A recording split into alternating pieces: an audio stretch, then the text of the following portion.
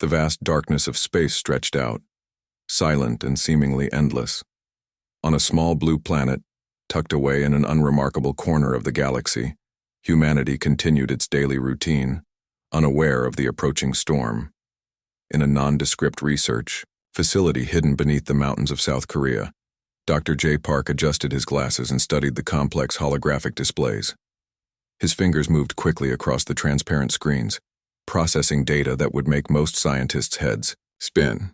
Outside his sealed laboratory, the world went about its business. People commuting, working, living their lives with no knowledge of what was brewing beneath the surface. The facility looked ordinary from the outside. Concrete walls, minimal, security. Nothing that would suggest it housed some of the most advanced technological research in human history.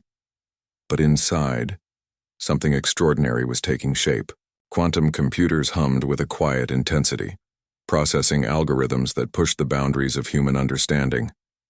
Nearby, Kim Yoon watched her team work. She was young, brilliant, and totally committed to a project that most would consider impossible. Her team had been developing adaptive technologies that could respond to threats in microseconds, technologies that could potentially change the entire concept of defense. "Status report," she called out to her lead engineer. "Quantum shield prototype is at 87% stability," came the quick response. "We're close to a breakthrough." The facility was more than just a research center. It was humanity's hidden insurance policy. For years, various global governments had been quietly preparing, understanding that the universe was likely not as peaceful as some hoped. Outside, in the global political landscape, tensions were rising. Nations that once fought each other now collaborated on secret projects. Military budgets increased, not through aggressive expansion but through strategic preparation. Something was coming, and the smart people knew it. In orbit, hidden satellites monitored vast stretches of space. These were not typical communication or weather satellites. They were advanced sensor arrays designed to detect even the slightest anomaly. Advanced computational systems processed millions of data points every second, searching for patterns that might indicate an approaching threat. Dr. Park walked over to a sealed container. Inside, experimental nanite systems waited, microscopic machines capable of adapting and rebuilding themselves. They represented a technological leap that could change warfare forever, not as weapons of destruction, but as systems of defense and adaptation. "We're ready," he muttered to himself. The global network of researchers didn't know each other personally. They communicated through encrypted channels, sharing fragments of research, building something greater than any single team could achieve.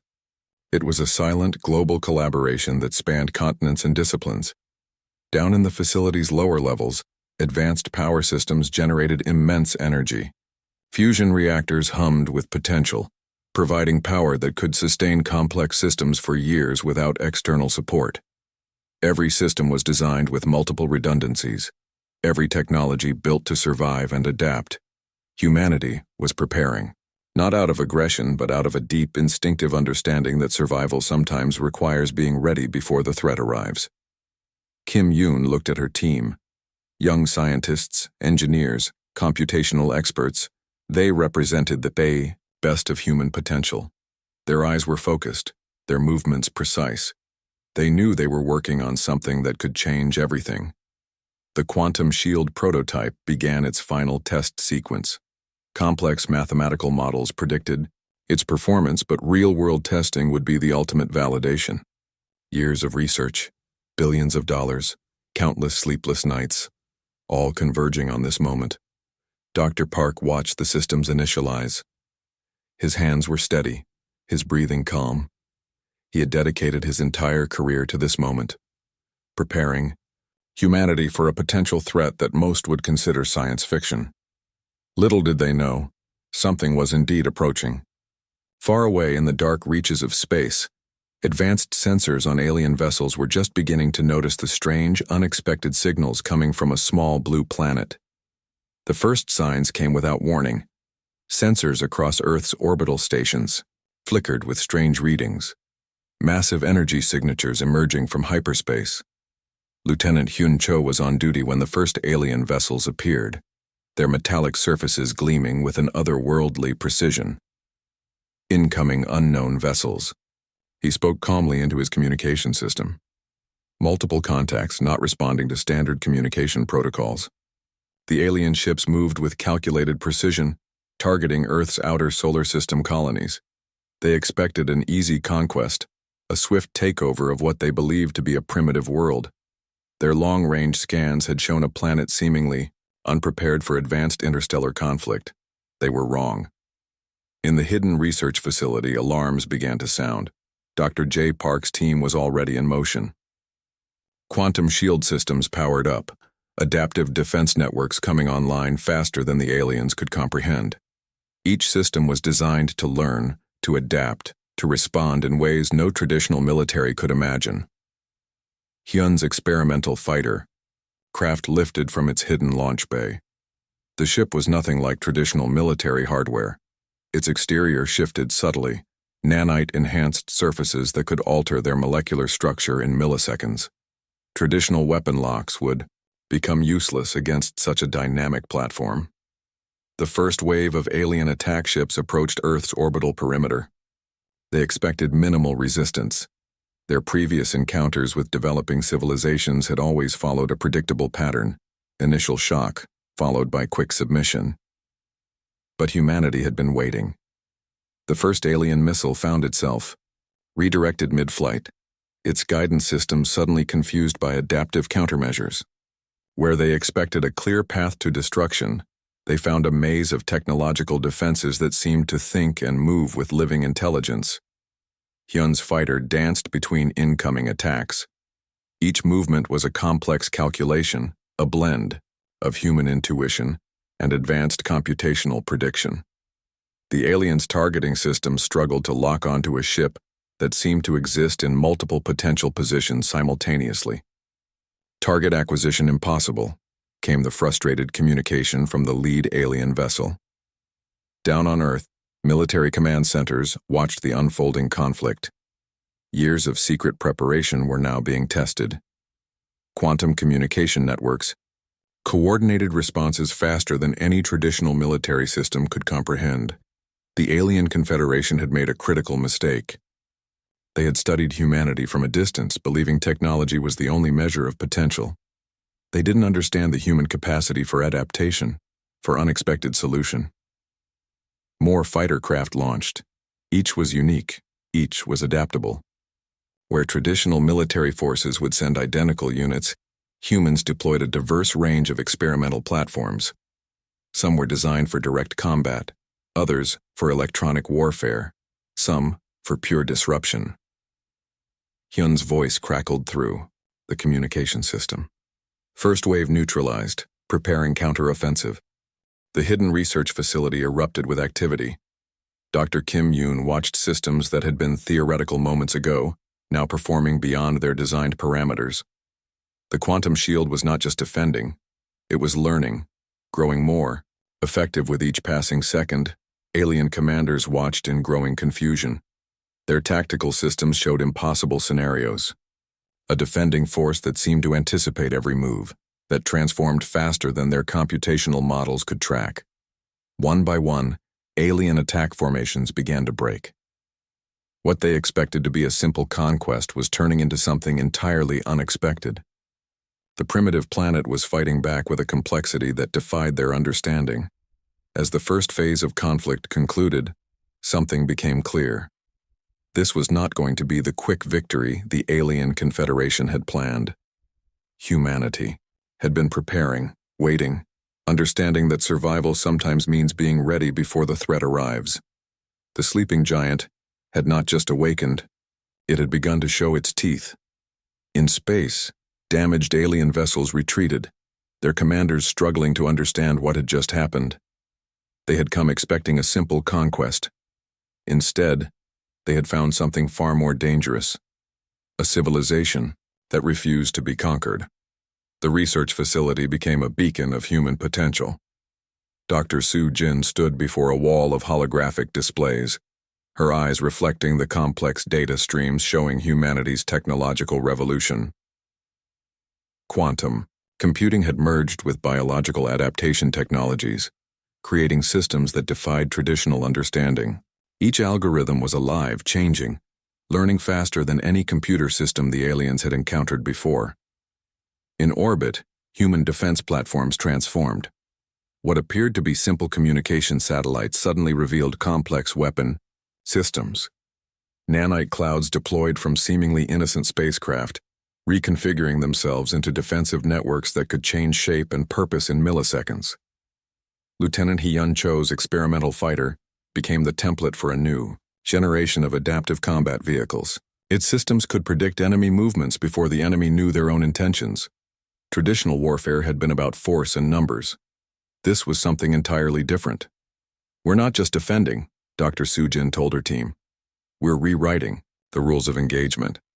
Alien communication networks began experiencing strange disruptions. Human technology didn't just block signals, it corrupted them, sent back complex mathematical patterns that confused alien computational systems. Each intervention was a precise surgical strike against the invading technology. The global research network worked in perfect synchronization. Teams in different countries shared data through quantum encrypted channels, building technologies that no single group could have developed alone.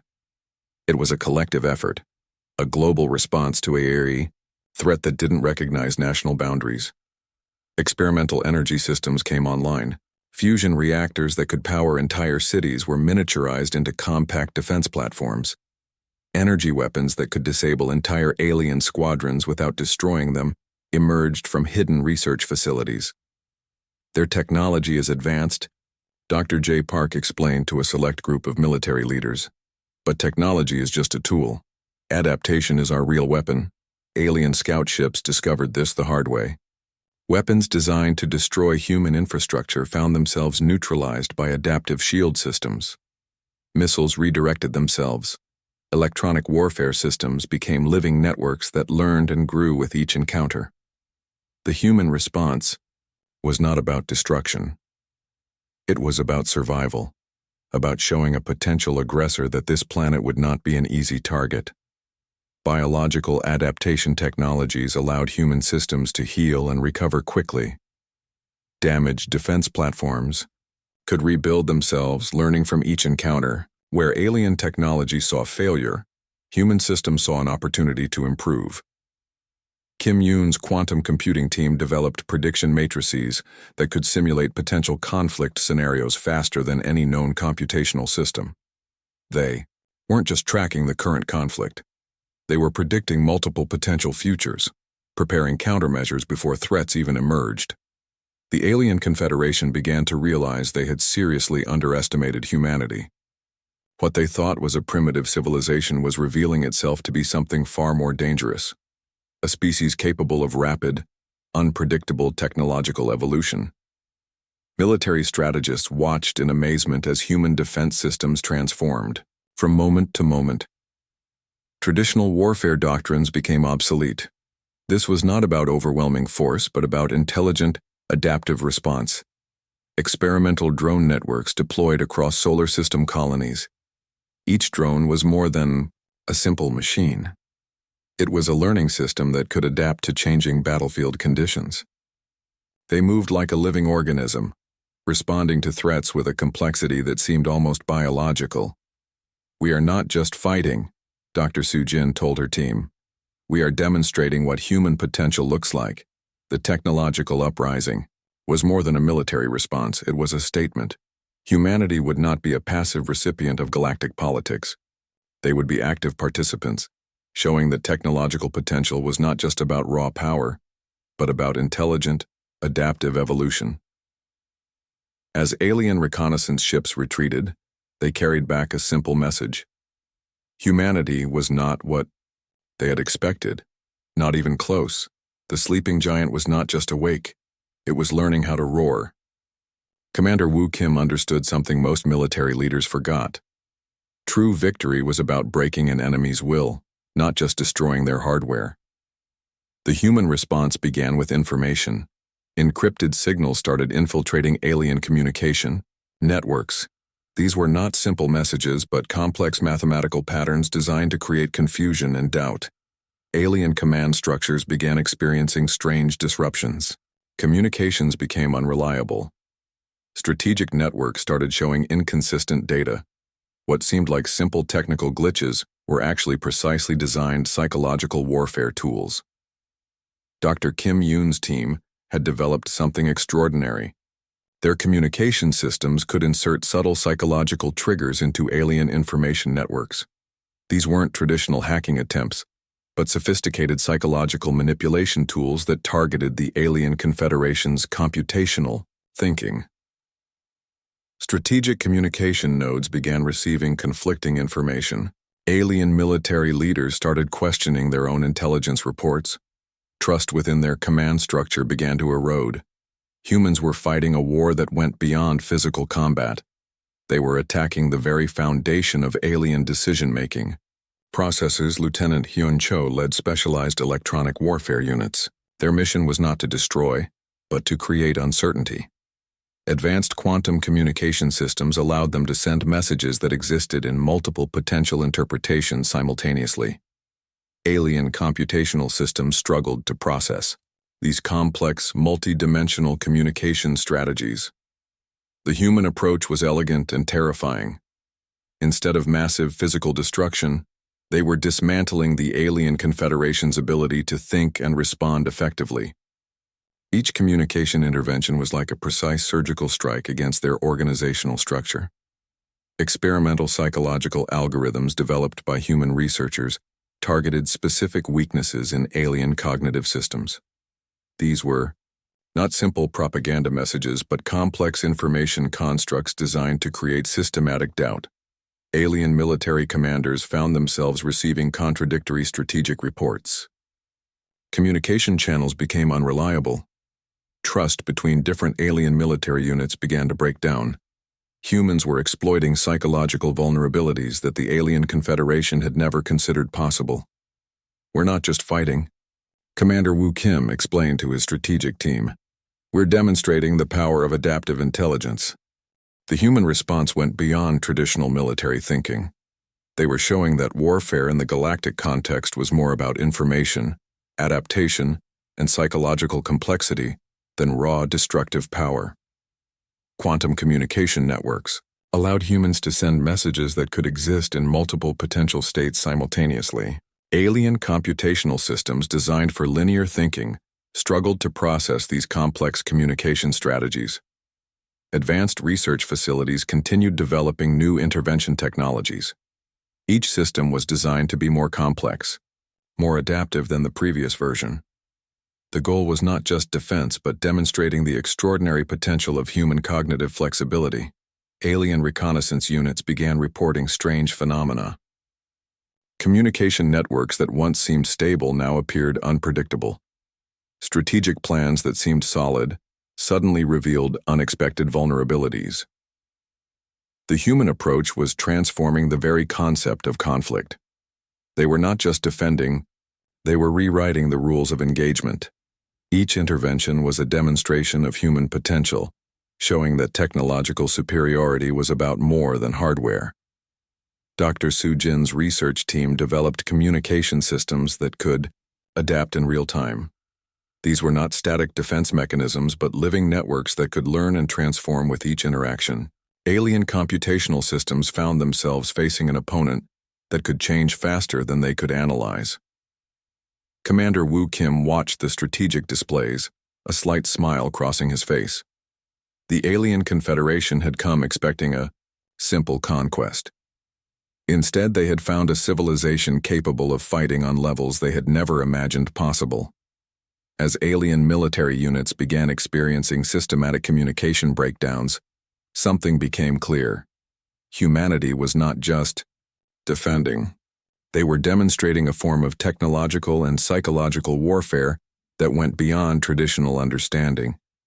The sleeping giant was not just awake. It was showing the galaxy exactly what it was capable of doing. The Galactic Council chamber fell silent when diplomat Yoon Choi walked in. Her presence carried a weight that transcended traditional diplomatic interactions. Behind her, Holographic displays showed humanity's technological achievements, not as threats, but as potential. "We are not asking for permission," she stated, her voice calm and clear. "We are declaring our place among the stars." The final confrontation was nothing like anyone had expected. Humanity didn't arrive with massive weapon systems or aggressive battle formations. Instead, they presented something far more powerful, a comprehensive vision of collaborative potential. Years of secret preparation had transformed human civilization.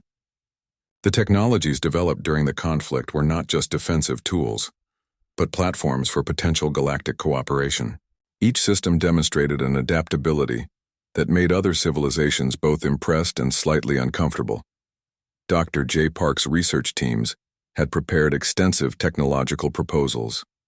These were not simple weapon designs but complex platforms that could solve multiple galactic challenges: energy generation, communication networks, adaptive environmental technologies. Humanity was offering solutions, not just demanding recognition. The alien confederation found themselves in an unexpected position. The civilization they had initially considered a simple target was now presenting itself as a potential partner. Humanity's approach was neither aggressive nor submissive. It was strategic and intelligent.